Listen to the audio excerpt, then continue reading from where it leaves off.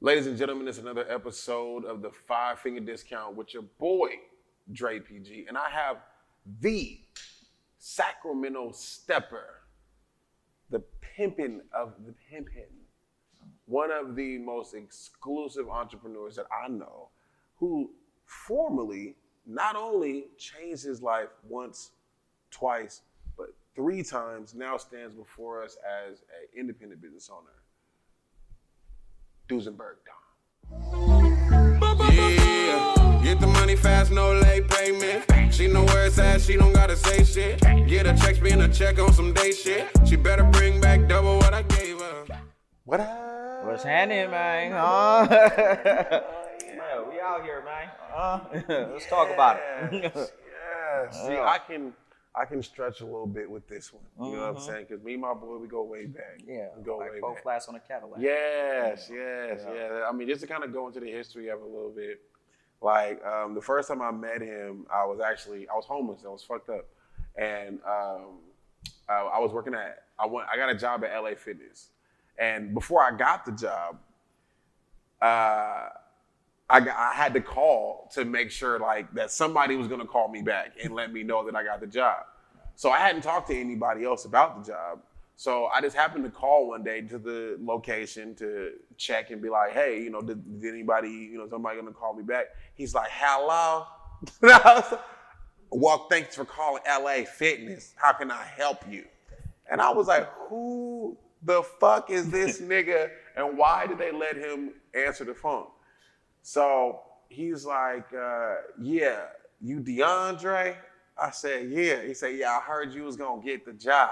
I was like, oh, okay, man. Say, look, I said, you work the front desk? He said, nah, I'm in the sales, but I keep it all the way crippin' in this motherfucker. Tell him a little bit about yourself, man. Tell him about yourself, man. This nigga's a character, man. I'm trying to tell you. Woo! Man, look. I originate from 21st Street, Garden Block, Crip.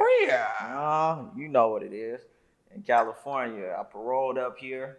My first gig was LA Fitness. I was a personal trainer, all the good shit.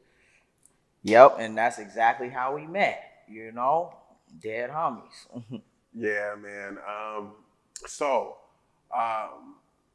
I don't remember who gave you the name DUESENBERG Dom. I don't know if it was me. I don't know if it was you gave it to yourself.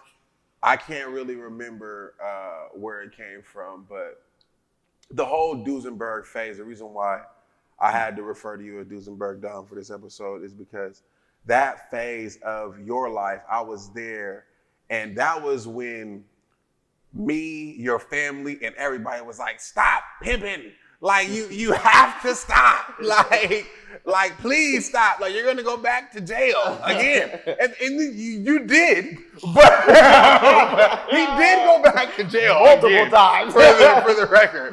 But that was in that period of time, I can say that's when you were going full-fledged DUESENBERG. So what was the turning point for you that you were like, you know what?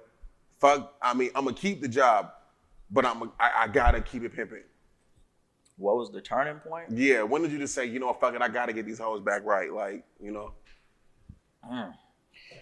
mean, like I tell cats, man, you just can't escape yourself sometimes, So, I've been pimping since I was 13 years old. You feel me? That's all I know. I've never been a jack boy. I've never been a dope boy. I've never been any of that. So, when times get hard, you turn back and you do what you know. And what I know is to send a bitch. It's okay. Okay, send a bitch. That's what I knew. So that's what I turned to. Yeah. Yeah. I mean, so the first time you did 5 years. Correct. Okay. And in those 5 years, I mean, you had stories out the ass, right? I mean, what was something that was the turning point? Because you wound up being somebody who was iconic in the prison system for a moment from the stories I've heard from you. Right. Like, what was one of the stories that happened in your time in the feds that, it's something that only would happen in prison? Yeah, I got a few. I got a few y'all now. Look. So I guess for me, where the iconic part came into play was I was one of the first black gang members to hop into a riot and aid and assist sureños in the federal system. That's a big deal at the time. You feel me? So, my people, the blacks, the Damus, the Crips, they was looking at me like, why the fuck did you do that? Right. So for me, loyalty is everything. My partners at the time, because I caught my case in San Diego, it's nothing but Mexicans. I'm in a tank filled with Mexicans. There was no blacks. I was the only black in the tank. Pisces was tripping. They sitting there telling me to clean up and this, that, and the other. Look, homie, I'm a Crip. You can't tell me what to do, how to do it, when to do it, So I knew my time was getting short, in all honesty, in that pod. So my partners that was Sureños, they got into it with the Pisces. I'm like, look, I'll rather go at it with 50 of these motherfuckers with my 10 partners than me going at it with them by myself. So I weighed out my options. When it cracked off, I squabbled up, did what I had to do, knocked some Mexicans out. That's what I do.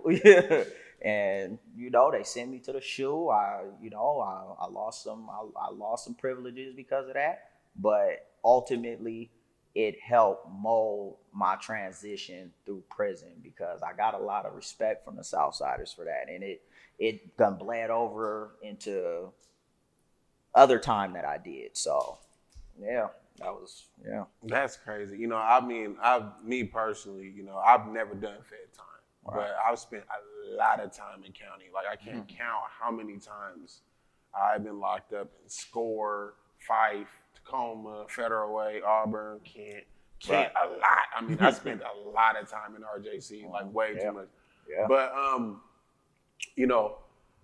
a lot of things that I've seen you do over the course of time have really been phenomenal. I've seen you change your life, not once, but literally 3 times. I've seen you literally like make a mistake or make a choice, and you're like, you know what, I'm just gonna take the responsibility for this choice, and fuck it, it is what it is. You know what I'm saying? But just to kind of go back into kind of the fun side of this shit, right? Because, okay, jail sucks. Everybody knows that. Right. But this shit is fun. Selling dope, all that shit for the period of time, pimping bitches. There's a period of time where you think you're having a good time because things are going the way you want them to. Right. So let's talk about the Coronados. The Tabuki Love Palette. Tabuki Love Yeah. Palette. Now I gotta scoot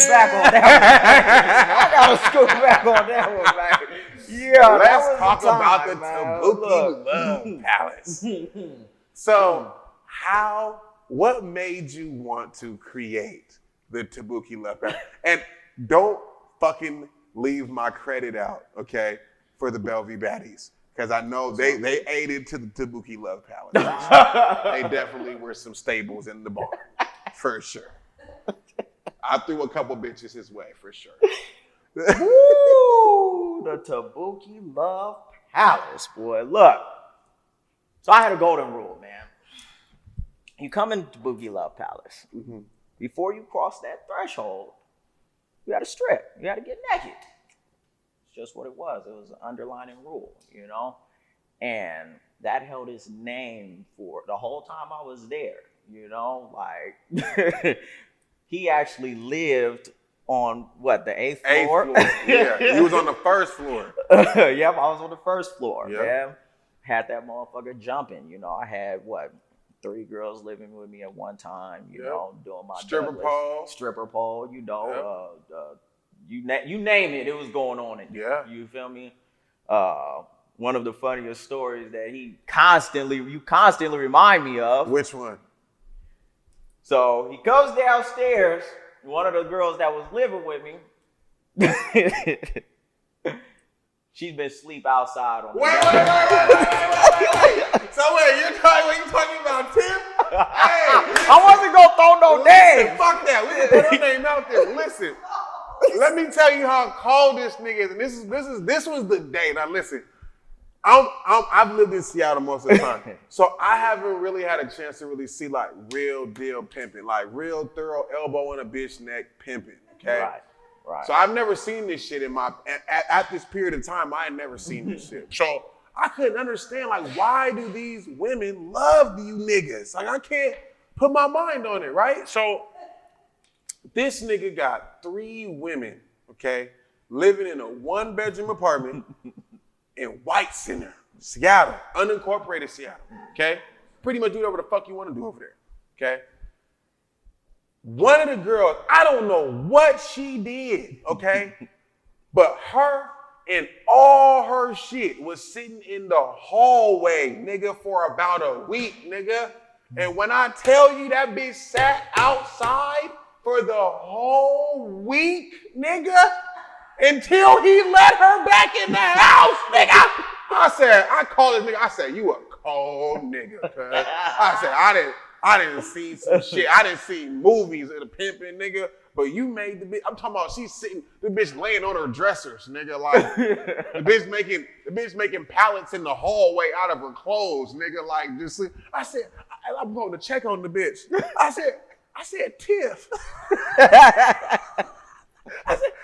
I said, he got you sitting outside? I said, why don't you just go home? Just go to your mama. Like, just go home. She said, I'll be okay. I can't make this shit up.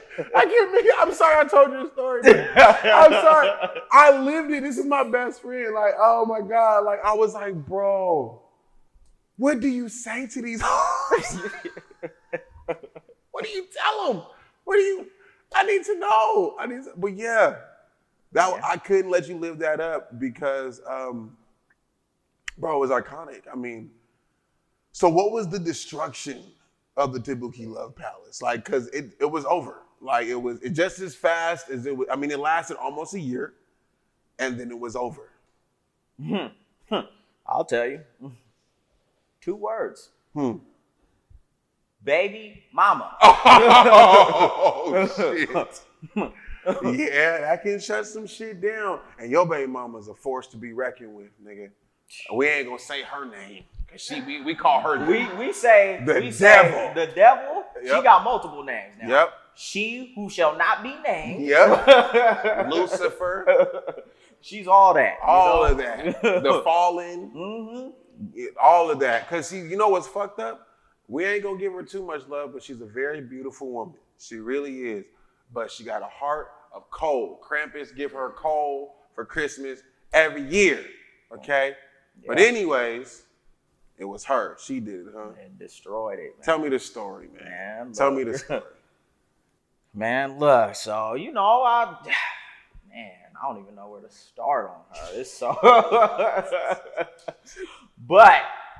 So, I'm sitting there, like you said, you saw me change my life multiple times, you feel me? And with her, she had my son. So I tried something I wasn't used to. I came out of my comfort zone. Mm-hmm. With her, I stopped, I stopped pimping. I stopped doing a lot of things, man. Not really for her, but because I got a son now, and I've done a lot of time. I don't want to keep doing time that's gonna pull me away from my son, So I stopped doing what I was good at, and I really squared up. And it just came down to her not being appreciative of, what I gave up. Because with giving up the hoes, I'm giving up my lifestyle. I'm giving up the money. I'm giving up everything. Yeah. So. I saw she wasn't being appreciative, and I was like, you know what? Yeah, I'm back. So I hopped back in the field. We continued living together. Then we got to a point where I had my ducks in a row. Came back to the house one day, and she started an argument about whatever, and I'm like, okay, baby, you gotta go, kick rocks, scram, and. I went and got a 5-bedroom house, 3 bath with, 3 other brides, you know. And Yep, I was there. we took over the city, you know, and that's what it was. She was mad about that and things of that nature, keeping my son away from me, all that craziness. And I was my own destruction. I was my self-destruction, man. She sent me back to the penitentiary. I fought another federal indictment. I fought state charges, all the shit, man. I lost everything. Yeah, everything. You know? Remember. And I was down for about a year, man. Yep. I remember that shit. You know, I remember the day the feds kicked your door in. Like, I was there, they literally kicked it off the hinges. Man. Like, it was insane. I tried to have a carpenter come and fix your window or fix your door while you was like, you know, like I said, you know, we have been through a lot together. Like, we really have, you know, but the one thing I can say is you are a wild man. Like, I've literally seen you accomplish feats that most people, like, see in movies. You know what I'm saying? Right. So let's talk about the Norco van. Whoo! Now, my boy used to work for Norco Medicals, delivering medical supplies for the elderly, okay? Now, one of the medical supplies that you do deliver is a medical bed. Come on. Talk about A it. twin-size medical mattress. Come on. And he's driving a Sprinter van. Come on. So you do the math. A lot of room in the back of this van. Come on. Give me 2 of your fondest memories. This nigga used to show up to the club in the Norco van, okay, mind you, before he say this shit. Like, he used to show up to, I'm not lying, this is real fact. He'd slide the door open like, nigga, come on, like, we going to the club, nigga. I'm in the Norco van because Norco would pay for his gas. So he was like, free gas, nigga, we're in the club, we're popping it. Right. That part, man. Yeah, the Norco van was essentially the Tabuki Love Palace on wheels, goddamn it. I'm gonna keep it all the way 100, all the way 21st Street, man. It was the Tabuki Love Palace on wheels. So, that medical bed in the back? Yeah. Yeah, you know, it saw some things, you know? And then I delivered it the next day, you know? Yeah. Oh my God. So you saying that you like smash chicks on beds you would deliver to elderly people? On Guard Block Crib. I was wild bad, man. You gotta do what you gotta do when you in blue. Yeah. Blue balls, man. Listen. Yeah. Oh my God. So I'm gonna go ahead and put myself on Front Street. Okay. Okay. I would like for you to talk about my times with you renouncing love. Oh my God. Okay, y'all. Look, so check this out, man. And everything I'll speak about is 21st Street for show, real deal, what happened. Okay? Who you want to start with? Because I didn't tell myself I ain't gonna love another female forever. You know, literally, my girl right here recording me. I didn't tell I'd never again. Like, Oh, we're gonna bring her up too, you know. Yeah. But I mean, where do we start? I mean, you're a lover boy, so I don't.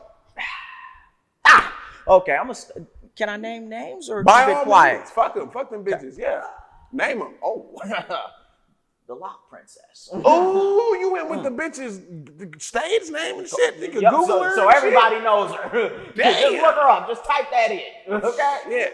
Man, look. Is that weed vape? This nigga getting it. Let me I take a need the sip weed before vape. this Can one. I get the vape, Jimmy? Shit. Let me take a sip before this one. This nigga here, he started with the Lock Princess.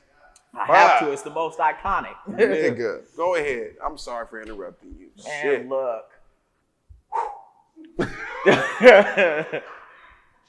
Man, I come back to the Coronados, man. I pull up What a Tabuki Love the Palace. Tabuki Love Palace, right? Mm-hmm. Got that brand new Cadillac, diamonds in the back, sunroof top, digging the scene with a gangster lean, you know what I'm saying? I hop out. If I'm lying, I'm flying. I hear out the distance, Lord, I'm gonna kill this woman. I look up. I look up. I'm like, what the fuck? This is the 8th floor, y'all. The 8th floor. I look up. Dre, the party guy. This one right here. He is standing on the balcony like he's about to jump. So I do my friendly due diligence. I go, Dre, don't jump! Oh, listen, in that moment, I was like, fuck, I need to get rid of this bitch. Like, I'm really about to kill myself. Like, I'm like, Jesus Christ can't save me from this broad. Like, what the fuck? Like, crazy. Like, this chick was crazy, bro. I wound up having to put a restraining order on shorty. Like, real deal crazy. Like, remember when I came to your house, right? I swear to God, it was like the next day after that shit. I came to your house, and I was like, bro, this bitch is tripping, whatever. And you was like, you want me to get her out your house? Yeah. And I was like, yeah, nigga, like, whatever. You know, I'm thinking this nigga about to go say some pimping shit to her. Like, he got some pimping game he about to say to her that's gonna scare her up out the house. So I'm like, yeah, man, whatever you can do. He's like, you wanna get out the house? I'll get her out the house. I said, okay, bet. And this is when I knew the bitch was really crazy. This is when I knew she was really crazy, okay? Cool. Psycho. This nigga says, we get in the hallway. He walks out the door when we get in the hallway, and he goes back in the house. Oh, I forgot something. He goes back in the house. We get upstairs, we're in my kitchen. He said, where's she at? I said, she's in the back room. He said, all right, bet. I said, nigga, where'd you get a gun from? This nigga pulled out a gun. So but like I said, you think he's crazy, right? Because he didn't pull out a gun out of nowhere, right? No, he's not the crazy one. He pulls the gun out and points it at the bitch. This bitch is on the phone. She said, oh, nigga, this nigga didn't pull the gun on me. She said, hold on. What you gonna do, nigga, kill me? You gonna kill me right here in broad daylight in front of, in the apartment, nigga? I was terrified. I never been so scared for my life because I was like, even the gun, don't scare. This nigga walked away. He went back down to his apartment. He said, well. She's here to stay, goddamn. She's here to stay. She ain't going nowhere. He said, well. I tried. And I pulled the gun on the bitch, and then she was not afraid. She was not afraid. What are you supposed to do? I'm here for the long haul, nigga. Like, she was, what it is. I love you. Oh, God, bro. Hey, listen. Shorty robbed my house, stole all my clothes, my PlayStation, called my job, told my manager she did it. And then when I got home that day, I embellished it being robbed. The next day, she sends me a photo of all my shit outside my door and said, do you see how much I love you? I could have robbed you for all your shit. So you do a lot of weird shit in the bedroom. We're going to talk about your bedroom lifestyle. Don't do that. We're going to talk about you because you got to talk about me. Okay. So why can't we talk about you? Ooh. So this is what we're going to do. I'm going to ask a nigga now. You are unprecedentedly nasty.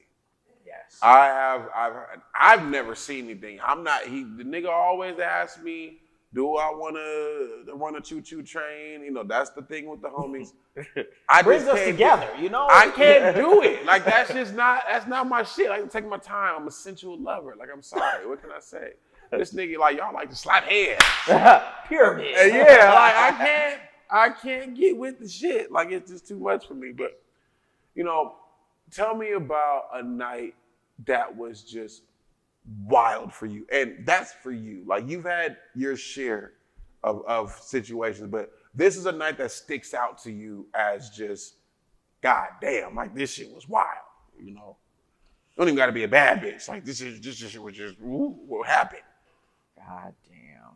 Oh, my God. I Can we come back to that one? I gotta go through the mental Rolodex It's for that. some 'Cause, hard it's many, you know, it's many. I have a plethora of crazy situations in the bedroom. Nigga. So you can't think of one scenario that stands out to you? No. None. No. See, that's what happens when you're lighter than brown.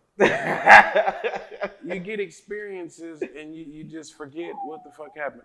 Okay, so if we're not gonna talk about that, We could come back to it. we can come back. We'll come back to it. Yeah. That's fine. Yeah, because I really gotta think, y'all. I really gotta think. That's fine. That's fine.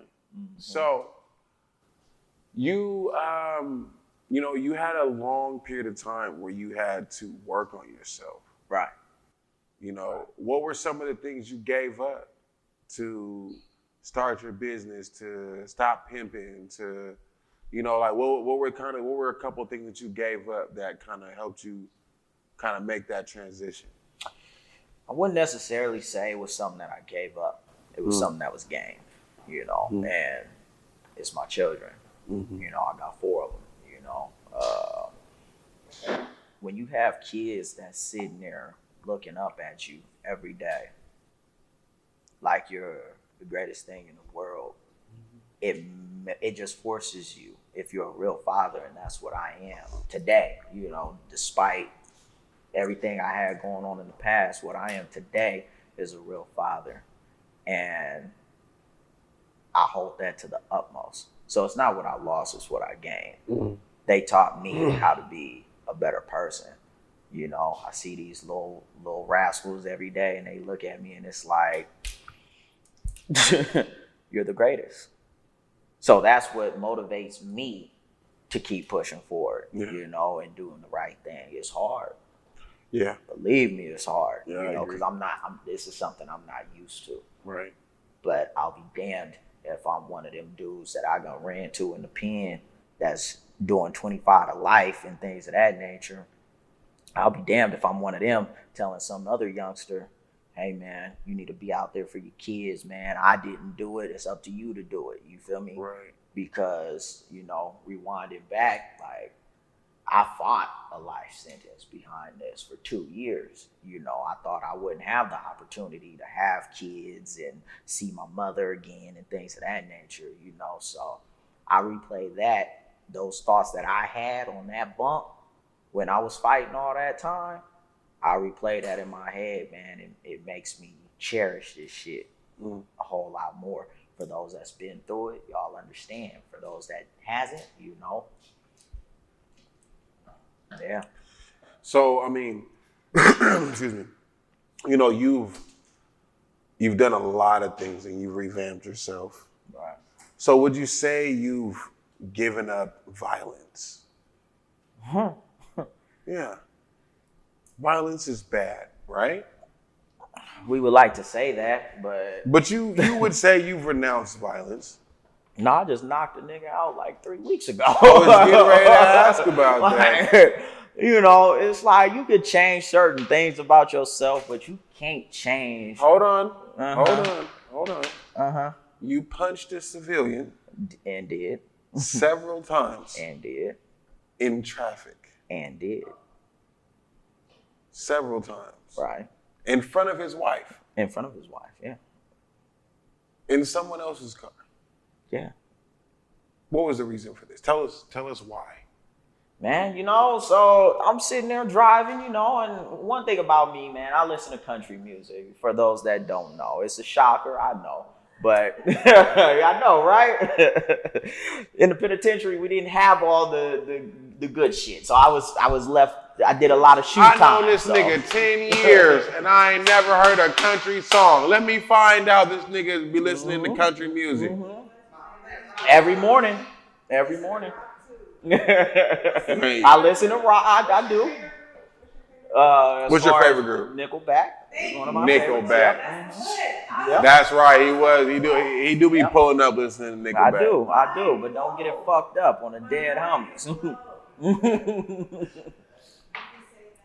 He cripping on Nickelback.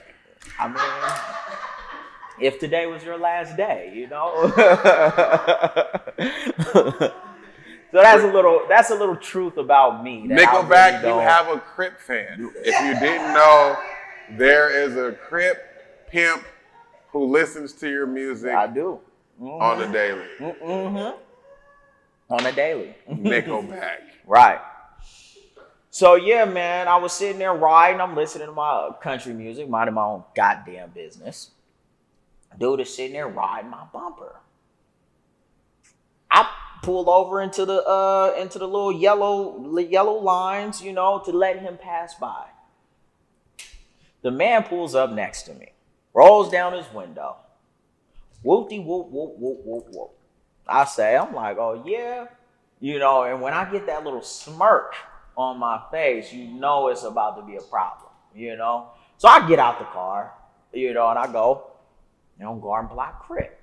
So he throws up my gang signs like it's funny. Oh. I'm like, oh. I didn't know that part. I'm like, on Garden Block Crip, he throws up my gang signs like it's funny. Yeah. I skipped over there so fast, with the quickest 3-piece the boy ever seen. He's sitting there. Oh, he trying to get out his car from the outside. He trying to open the door from the outside. You know, and so people was at the car wash across the street. They sitting there. Oh, Crip. You know, so, you know, that's just one of my little, you know, hand sessions, I would say. You know, I have a few of them. So, Jesus Christ, you are something else, man. I'll have to pray for you. Please do, brother. You are on my prayers on a daily basis. You're the only person I know. Like, I remember when you went to jail the second time. And no, the third time. Too many times. It was the third time. I was mad. And I wasn't mad because you was going to jail. Like, niggas got to do what they got to do. Right. I was mad because you were so cool with it. Like, he was like, yeah, hey, bro, what's up? Yeah, I'm about to go sit some time down, go see some of my niggas in there, you know, kick it with some of the bros. It's been a minute. Nigga, I'm like, why do you make it seem like it's... So, do you feel, you know what? That kind of leads me to my next question. Do you feel like you're institutionalized? Sadly, in all seriousness, yes. I believe it. I wear shower shoes to my shower. Yeah. I call my bedroom a cell. That's true. I lived with him. He calls his room his cell. That's true. When I brush my teeth, I spit in the toilet. I don't spit in the sink, you know, and yeah, I do a Say lot. it. You missed one. What? Say it. What I do? What do you do? What do I do? What do you do when you pee? Okay. I mean, since we putting it all out there, cuz, I mean, and I'm willing to squabble up with anybody. I'm willing to squabble up with anybody. I sit down.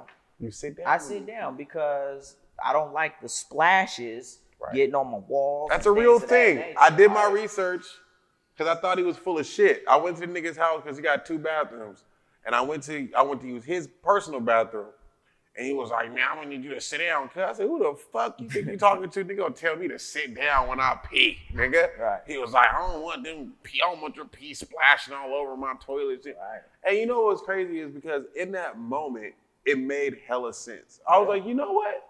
If I was sharing a cell with somebody, especially a small cell, and don't let my head or even my feet be anywhere near, which most likely it is, by the toilet, I don't want your doo-doo or piss particles anywhere near my blankets or anything like that. That shit travel.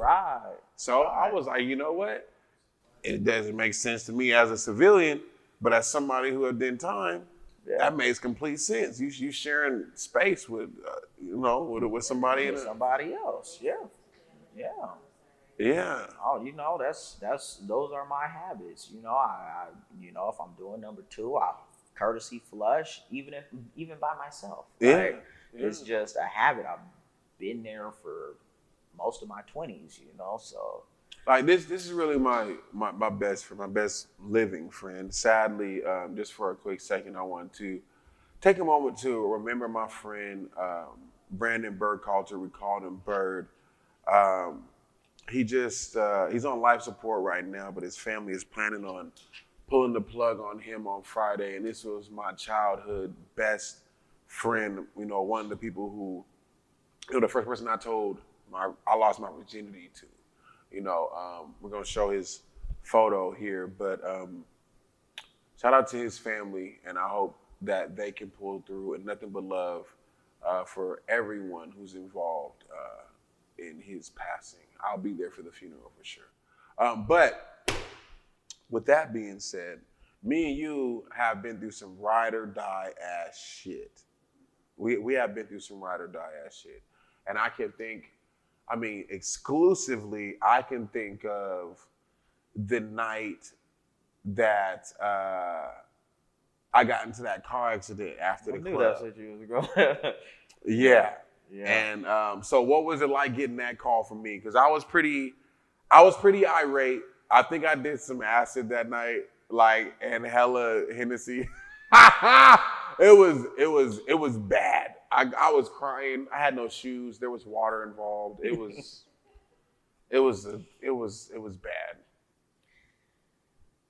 So how do I feel about that night? First and foremost, cuz I was on my way to go to sleep.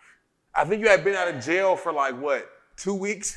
I don't even remember I know that, no, this was around the Coronado's times. Yeah. The Love Palace times. And I was off ankle monitor because I was on ankle monitor for a little minute. And we go out. It's me, my little bro from Cali. He had came up. All I know, we leave the club. I'm getting ready to go home, and I get a phone call.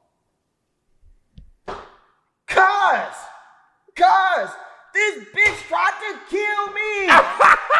This bitch tried to kill me, cuz. On Cygnus, cuz. I'm sitting there, I'm just like, so you got this figured out, right? You don't need me to come get you or nothing, right? Because I'm tired. It's 1:30, 1:45, 2 o'clock in the goddamn morning. You feel me? He's like, no, I need you to come get me. So I pull up. This woman sat there. What did she do? Drive the car into somebody? Nigga, she did 85 in the back into somebody else's car.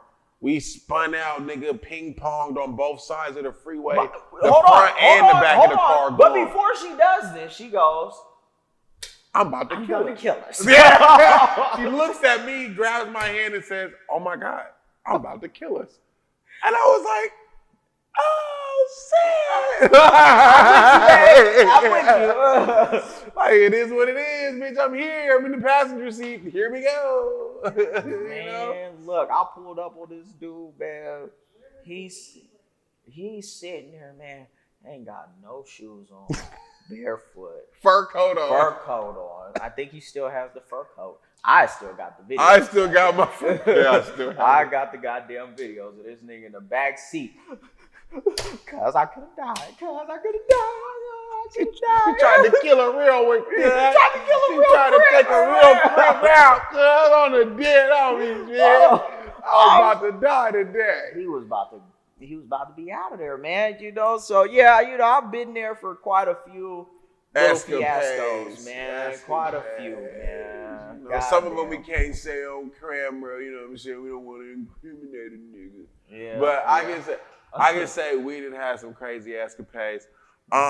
These hoes though, I have seen you employ some very strict discipline on these hoes before. Very, very, very strict discipline. Like I said, I think one of my most fondest when outside of Tiff, that situation, was when you threw the girl, you left the girl on the freeway. Yeah. You kicked her out on the freeway. And then you was 2 days out? Yeah, I was about, yeah. This nigga was about to, so he gets out, and of course, I got a couch for him, whatever he need. I'm like, bro, I got you, your DOC, whatever, tell him you live here, we're gonna make it work, So he comes home, and mind you, at the time, this is like middle of COVID, nigga. Like I think he was like, this is like second wave of COVID. This nigga comes home. Yeah. So he comes. So before he gets out, I tell him, I'm like, look, like we're about to say fuck this apartment. We're about to move to Vegas. Like you can have this motherfucker, right? So obviously before he got out of jail, that had changed, and we didn't get a chance to tell him that before he got home. So he comes home and he's got this voluptuous, red bone, big booty bitch. And he's like, yeah, what's up, baby? He's like, yeah, all this is us. You know what I'm saying? Like, I got you, baby. You know what I'm saying? Like, so he comes in the door like on some straight pimping. And he's like, yo, Drake, can you give me a minute? And I'm like, yeah. So he smashes the bitch in the living room. Like, in that moment. Smashes her right there in the living room. And then he's like, yeah, I'm about to put this bitch to work. We about to hit the road. We gone. We about to hit the road. The bitch, whoever she was, I don't remember her name. Apparently she didn't been around recently. She didn't make it 2 days before he tells me he left her on the freeway somewhere because she was talking shit. Yeah, we don't do that. So, I mean, kind of speaking on that, was kind of long-winded, but kind of speaking on that, when you had that moment, you were fresh out of prison. You had nothing. You had just lost your 5-bedroom house, your cars, your box truck, everything that you had worked for over the last 3 years. It was all gone, and you had to make a choice. Yeah. Now, I don't want you to, tell too much about what you had to do without incriminating yourself, but emotionally, where were you at mentally to where you had to, you changed everything in a year. So where were you at emotionally and mentally to where you were able to make, foot to pavement and make shit happen? Like, what did you feel like you needed to do? Simple. All my life, I've always had shit. I've always had the finest of shit.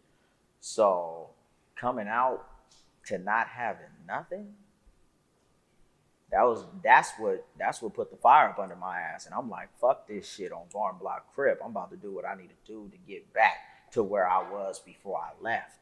And lo and behold, I had to do a lot of shit, and I was back there, within 4 to 6 months, because I had to take those chances, man, and do what I had to do. Like, I got kids and all the stuff. I need a place. I need whips. Like, that's just what happened. And that's what I did, So, outside of prison, we talked about the fun side as pimping shit, but do you have any regrets? Like, do you have any, moments in your past time outside of, what happened as far as, prison or whatever? Do you have any moments where you were like, damn, I wish I wouldn't have did that? It's crazy because I go back and forth with myself, and I know I should have some regrets wholeheartedly, but I don't. Hey, me neither, man. Let me tell you something. A lot of people thought we was about to be all sad with that shit. No, nigga. Let me tell you something. It was fun. I loved it. I was a D-boy. I can tell on myself because I made it out. I didn't have to worry about, I don't got to worry about no indictments. I ain't got no big homies on my back. I don't owe none of my big homies no money. I think I definitely owe you some money. But I don't owe none of my big homies no money. Ain't nobody trying to kill me. So I can say I used to be a D-boy, man. I used to push, I used to trap. That was my thing. A lot of people thought this party guy shit was because I just love throwing parties. Hell no. It's easy as shit to throw a party and sell dope in your own party. That's easy as fuck. You don't got to worry about it. You know what I'm saying? I had this verse in one of my songs. It was like dub sack stuff down in my socks. I'm headed to the club, about to flip a couple rocks. Because that's really what it was. I used to only be able to afford maybe an 8-ball or something, and I'll bust that shit down in the dubs. I'll hit motherfuckers with them .4s, put them in my socks, and I would hit the club. And that's how I make my little change. And people just loved me because they thought, a lot of people who just saw the social media shit thought they loved me because of social, because I was the party guy. But no, nigga, I had motherfuckers drugged out. They was really coming to the parties. Like when I used to run Fusion nightclub, we was really trapping. You know what I'm saying? Mm-hmm. So it's like when you make it from that shit, yes, it is an enlightening experience. Right. And you know, I fight with myself all the time. I was just telling my girl, I'm like, yo, like, yeah, we're entrepreneurs. Yeah, we've attained passive income to where whether we go to work or not, money's gonna come in. But it's like something inside you as a hustler says, I gotta have more. Yeah. I got to. Even when I hit a plane to where most people would feel like, oh, you're doing really fucking good. I'm like, no, I'm not. Because where I see myself and what I know I'm capable of, I'm not there yet. Right. You know what I'm saying? So, Right. and I'm gonna add to that because when I was in the feds, you know, being in the feds, you deal with people with money. You know, that's just what it is. A guy by the name of Kenya Hudson, he asked me, he was like, man, how much would be enough for you? You know, and I'm like, enough for me, you know? And it's deeper when you get older and you think about it. What is enough? I can't think of a number. I can't. So at the time, I said, well, $30K a month. That would be enough. You know, so when I came home, I was making $20K a month. I thought I would be satisfied. No, I wasn't.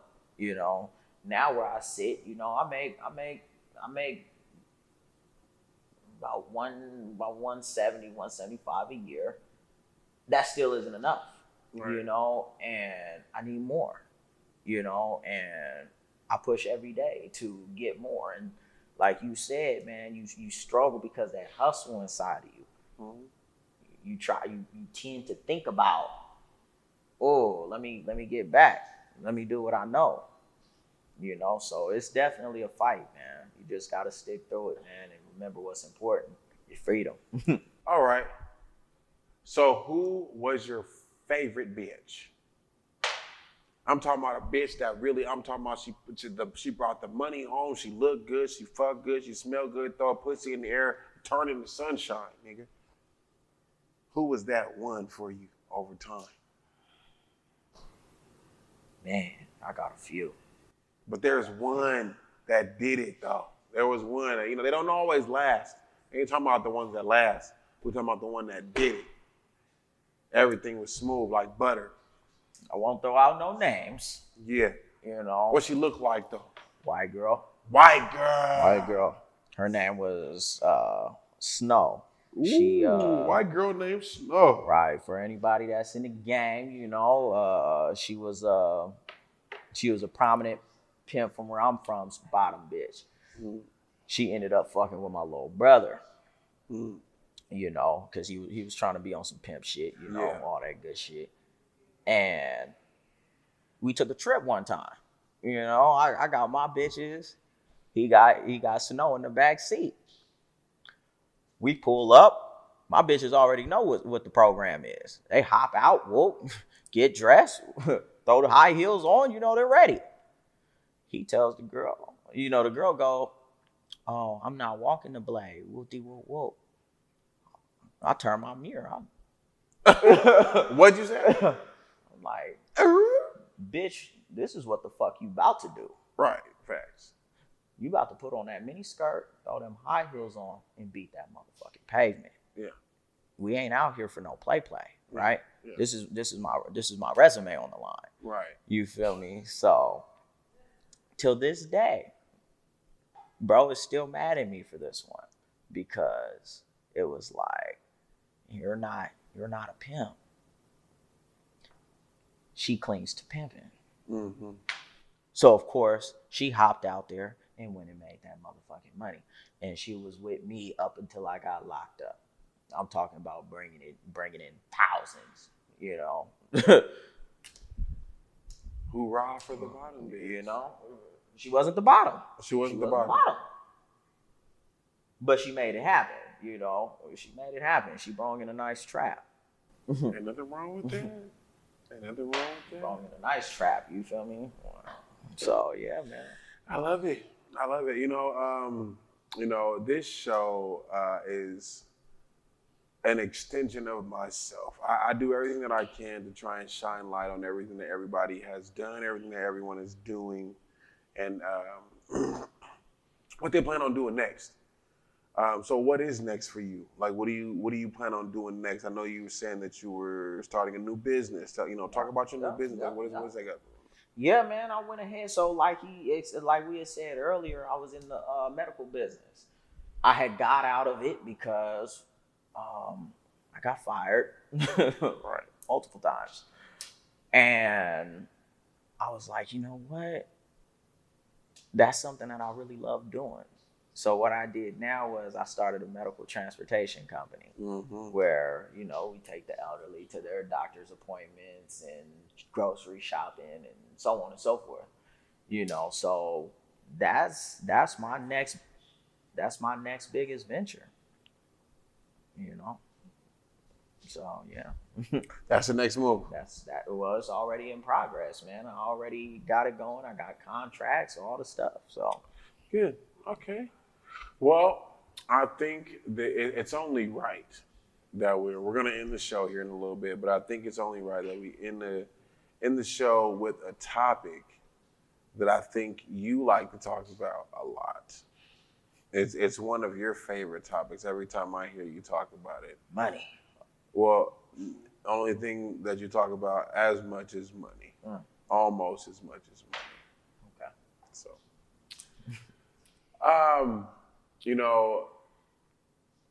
Duesenberg done. That's a time period that I really held on to with our friendship, right? Because we had a lot of fun in that time frame.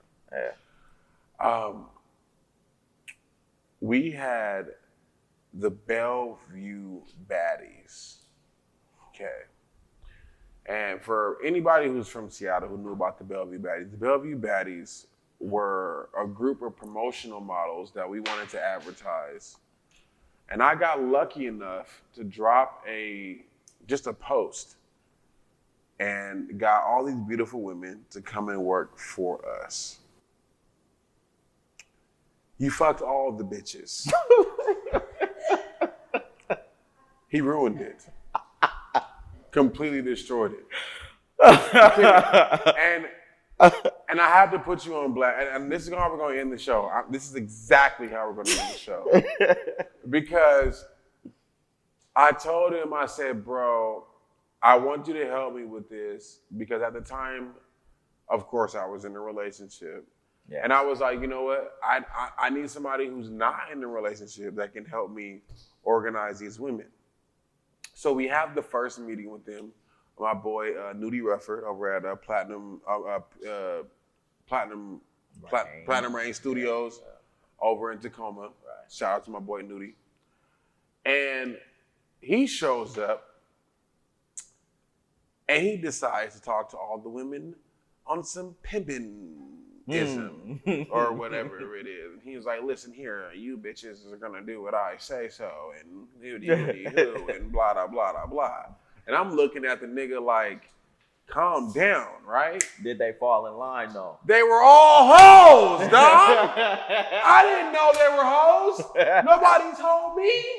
I was a square the whole fucking time. I'm thinking these are professional women with mindsets to promote and blah, blah, blah. These bitches wound up at his house having threesomes and foursomes.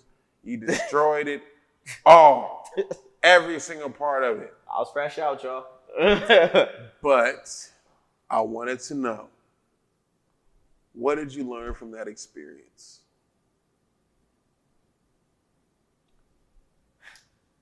Not a bitch ass thing. God.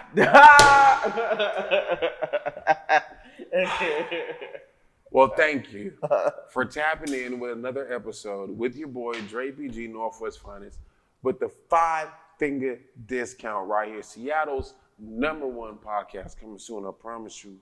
And if you want to know why we call it the 5FINGER discount, it's easy. Because I used to steal shit. We just getting started, baby. We outside. Yeah, get the money fast, no late payment. She know where it's at, she don't gotta say shit. Get a check, spin a check on some day shit. She better bring back double what I gave her.